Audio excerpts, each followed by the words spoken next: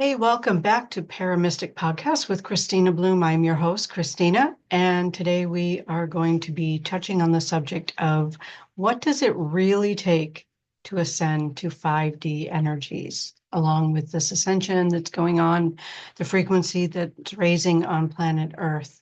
But before we get to that, I would like to remind you that I am a psychic medium and I do take individual appointments both over the phone and over the internet if you don't happen to be at the same event that I'm at. And I do events pretty frequently, most weekends, mostly in the Midwest United States, but I am branching out into England and New England. So I will be at different places throughout the summer and throughout the rest of the year.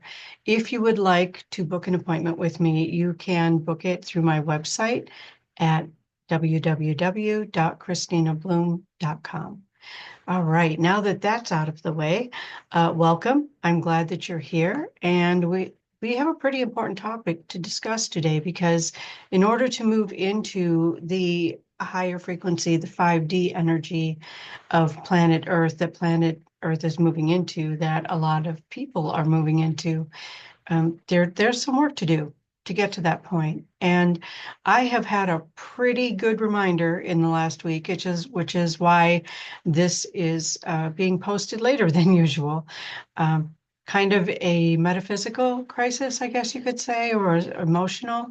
Um, it's important to understand that we carry some things with us that we might not be aware of from the past, from past lives, from childhood, from whatever.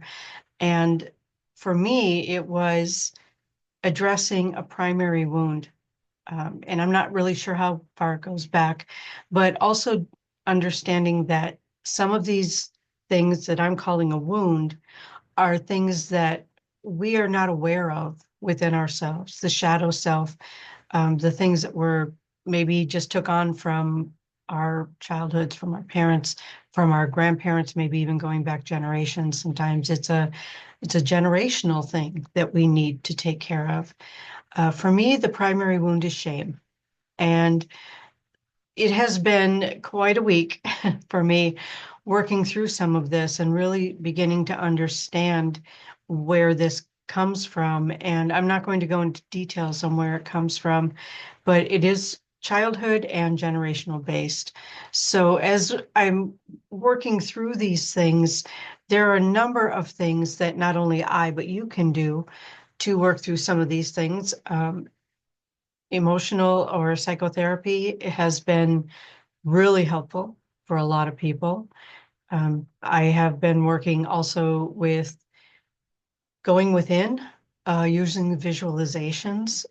This morning, I was able to actually use a visualization that kind of moved me beyond where I was. So it's a little bit weird, but if you've listened to me before, you know that weird is kind of normal in my world. So I was running the dishwasher, and while I was meditating, I was also hearing the dishwasher and feeling it kind of taking that noise and equating it to inside of me, kind of washing my DNA, washing out anything from my cells in my body that might still be holding on to some things from my past that I wanted to be able to let go of so that I can be more free moving into fifth dimensional energy, which is definitely a higher vibration than the third dimensional energy that we have been living in for most of our lives.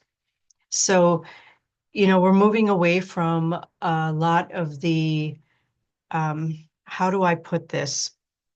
Nose to the grindstone, kind of like work your life away, work your health away, and moving into more of a balanced kind of a thing that no matter what it is you do for a living, do it with taking care of yourself as well.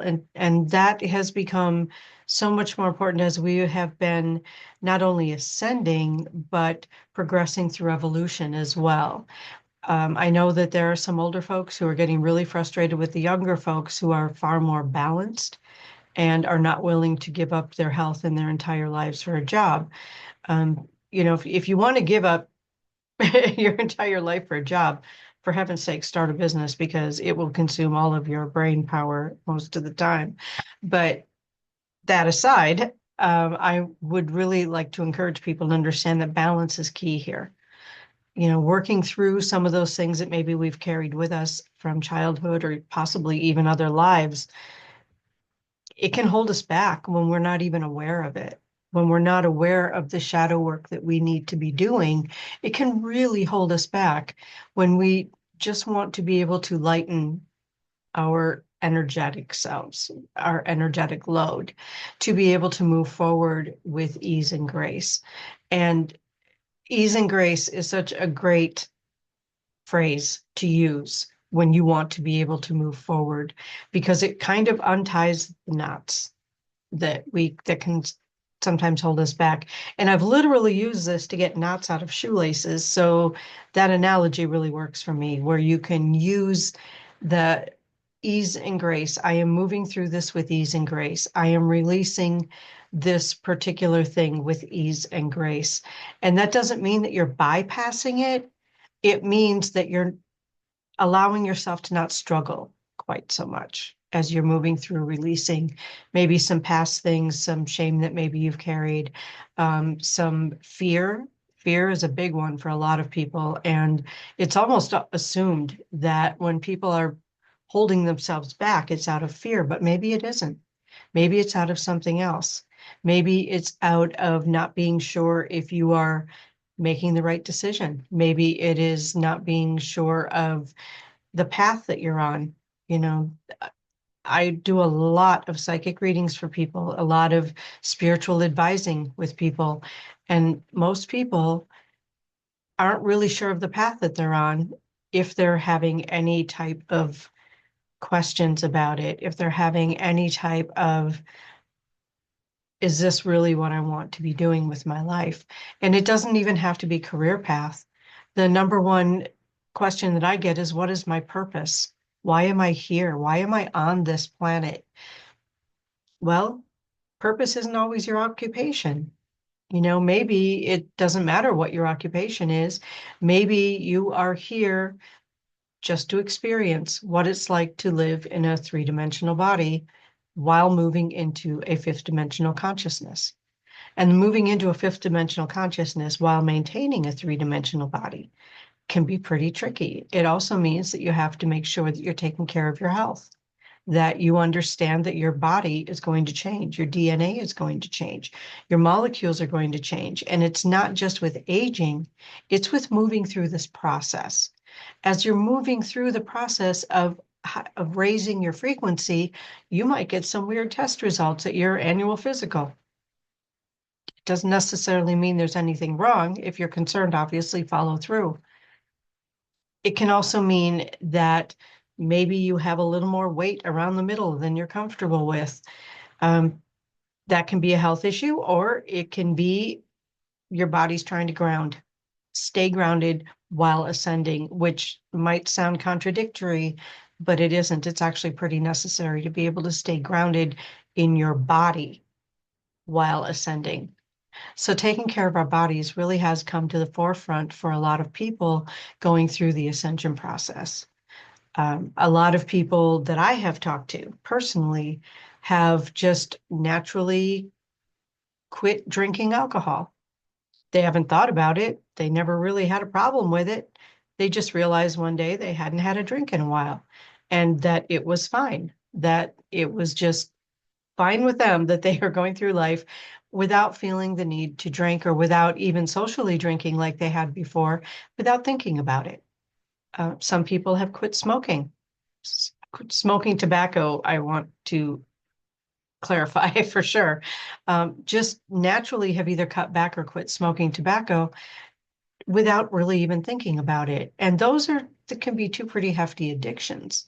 Addiction is based in trauma, as we are learning as things are going along with research and all of that sort of thing. It's interesting that how many of us have gone through addiction and recovery, and I'm one of those people. I quit drinking years ago, decades ago, actually, almost 4 decades ago. That was a problem for me. I was running away from trauma. My whole point was to not feel. And as we are moving into fifth dimensional energy, we're not so much running away from feeling anymore as we were, or as we do in the third dimensional energies. The third dimensional energies can be heavy. They can be difficult. They can be filled with conflict. They can be filled with abuse and all sorts of other things. Whereas moving into the fifth dimensional energy, we rise out of our need for those things as we are healing traumas and moving beyond them. I honestly have never met an adult who hasn't had some sort of trauma. So if you're thinking, oh, I'm fine, I don't have any trauma, you might want to look a little bit deeper, because what's trauma for one person is just day-to-day life for another person. So without comparing yourself to someone else, go inside, take that time, maybe sit down with a journal or a notebook and write things out. And if you don't want anyone to see what you've written out, you can burn it or shred it afterwards so that nobody else sees it. If that's a trust issue for you, I know for me, for a long time, that was a big trust issue because people violated my trust in that respect. I kind of solved that by publishing pretty much whatever I write. So, if people want to see what my inner thoughts are, I've got books out there. I have 2 books out there. You can find them on my website. There's so many things that are involved in preparing ourselves for moving into a fifth dimensional energy. So taking care of our shadow aspects, looking at things maybe we don't want to look at or weren't aware of. And also shadows, again, things we're not aware of can be positive things as well. Maybe we have some sort of a talent that we're not aware of because we never looked at it, or because it was squelched in childhood, or because somebody made fun of us for it a long time ago. So we put it away and didn't look at it anymore. And it just kind of gets absorbed into our shadow selves. There's so much to be able to look at here, to be able and ready to move into fifth dimensional energy with ease and grace, with peace in our hearts, with clarity in our minds, with being able to love without putting conditions on it, moving away from judgment. I'm not saying move away from discernment, because discernment's important. It can keep you safe. But moving away from judgment, moving away from judging other people, moving away even from judging ourselves, and rather being more gentle with ourselves as we are growing into this fifth dimensional energy, being more gentle with maybe the mistakes that we make. Not judging ourselves because our desk is messy. If I moved this camera and showed you my desk, you'd be like, oh my God, how are you even functioning?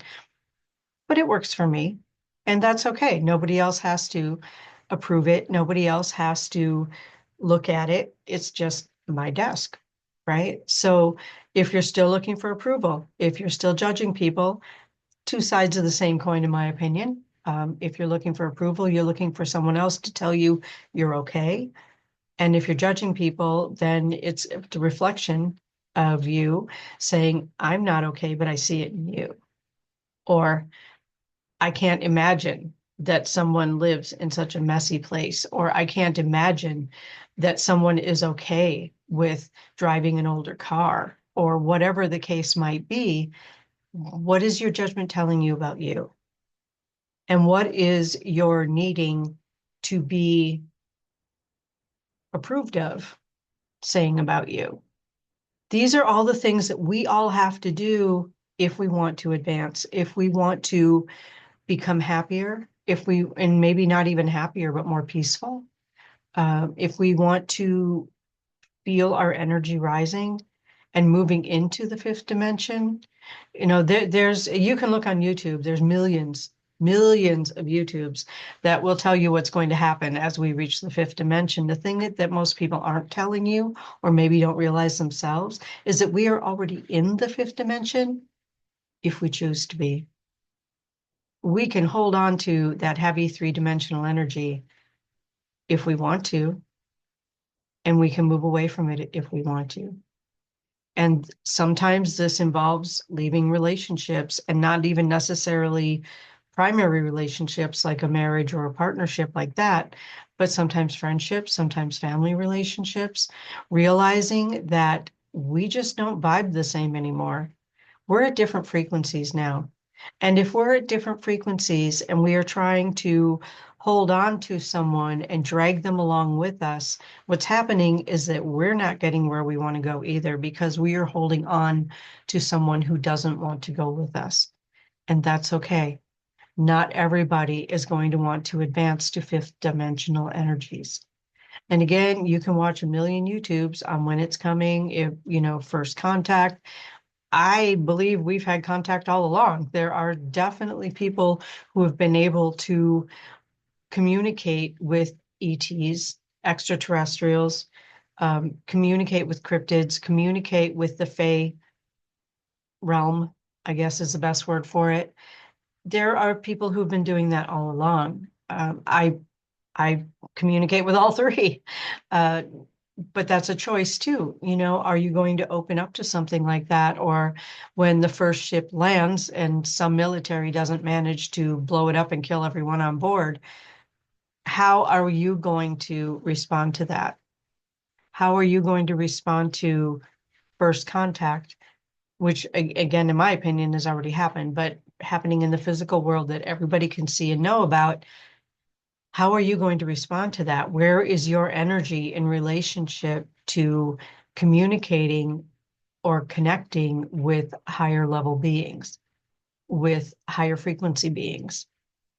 There is so much to take into consideration as we move into the fifth dimension. And it's not something that happens to you, it's something that happens because of you and the things that you choose to participate in and the ways that you choose to move forward. You can choose to stay in anger.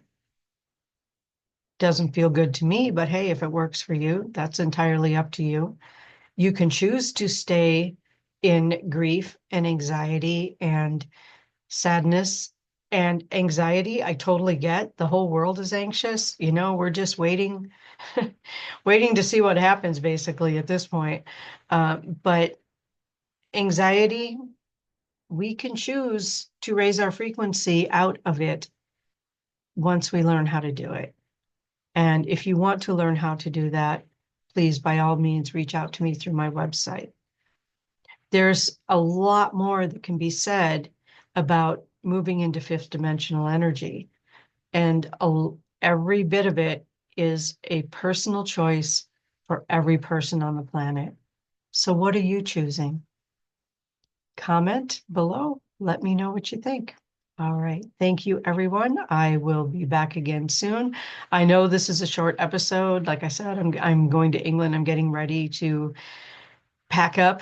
I'm leaving in less than 2 weeks, and I'm a little bit nervous. I don't know all the rules, but I'll learn it as I go.